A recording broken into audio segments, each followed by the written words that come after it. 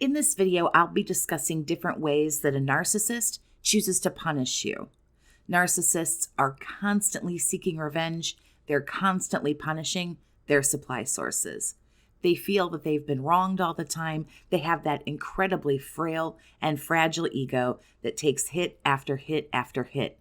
They need to punish you when you criticize them, even if it's constructive criticism and nothing at all inflammatory.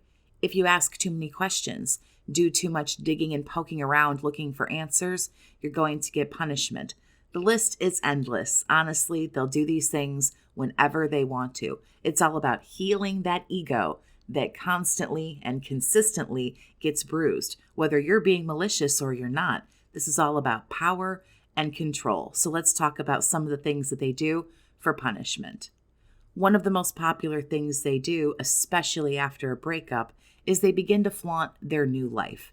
The new person, the new supply, the new life, new home, etc. They might send one of those texts, "Oh, I love you and miss you so much." And then you get the, "Oops, sorry, that wasn't meant for you. Sorry, wrong person." Of course, you might see the posts on social media. "This is the best person in the world. I'm so happy. The best guy, the best girl. I love them so much. Everything is so much better now." And you get that feeling of, wow, this new person, this new life must be better than me. You see the posts, or you even hear through the grapevine of them being on vacations, them doing things, going to events with family and friends, and maybe even kids you share with this person. They take them on some big extravagant trip and post photos of it to try to shove it in everyone's faces about, just how great their new life is and how you sure missed out on something because look at all this stuff that you can have. I'll show you. Threats and scare tactics are also a very common form of punishment. They might stalk you. They might send you a lot of threats or tell you a lot of threats. They might threaten to sue you or get you fired from your job. They might threaten to expose something. "Well, if you leave me, then I'm going to tell everyone that you ABCXYZ. Well, if you don't do this, then I'm going to tell everybody about that time," so on and so forth. They might send you really odd messages, watch you and stalk you on social media, maybe text or call from weird numbers you don't recognize, leave a chain of voicemails, leave a slew of text messages that say very scary things, very threatening things. Passive aggressiveness is also huge when it comes to someone who is narcissistic. This is where you get the very bratty behavior, the very nasty behavior, things like, "Well, I told you so. Gee, if you would have listened to me, then this wouldn't have happened to you." They agree maybe to do something and it's seemingly happy, but there's a nasty little comment slipped in there. "Sure, I'll do laundry for you. Seems like you had plenty of time to do it today, but oh well, I guess here I am again to save the day." The tone is very snide, very resentful, very passive, aggressive, unhealthy behavior. And you can just tell that they're angry, even though it might sound like they're saying something nice or saying something helpful. If you feel the need to vent to someone or get some coaching, guidance, or support, you can send an email to bookachatwithjess@gmail.com to set up an appointment to have a one-on-one talk with me. Public humiliation is also a source of punishment that's quite common. They might start insulting you, teasing you, poking fun at maybe some insecurities that they know you have. And they can do this by posting things like that online, or they can do it in front of people, strangers, or even people that are very close to you. They might do this if you go to the grocery store and maybe you can't find something. They'll go up to somebody and say, "Hey, do you know where such and such is? This person over here clearly can't find it." And they'll start embarrassing you in front of people. They can also share in gossip and say, "Well, did you know this person was, talking this certain, bunch of shit about you?" Public humiliation is always going to be a form of punishment. Typically more overt narcissists do this and they'll pull other people into the equation. But some narcissists just enjoy that, humiliating you in front of other people. Again, power and control. You might look weak. You might look foolish. And this helps them feel better and boosts that ego. Fighting yelling, and all kinds of ragey things can also happen as a form of punishment.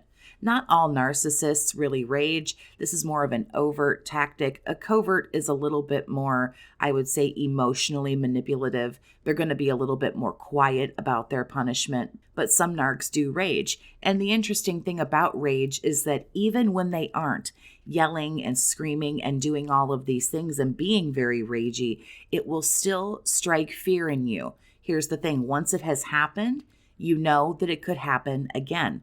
And even that fear of it happening again causes you to have a lot of anxiety. So you're kind of being punished even when you're not directly being punished. You know it might happen. It's happened before. You've seen them throw something. You've seen them get way too close up in your personal space and start yelling at you. So this causes you to walk on eggshells and causes that anxiety, and you're nervous even when something, again, isn't directly happening to you. Rage can be incredibly scary.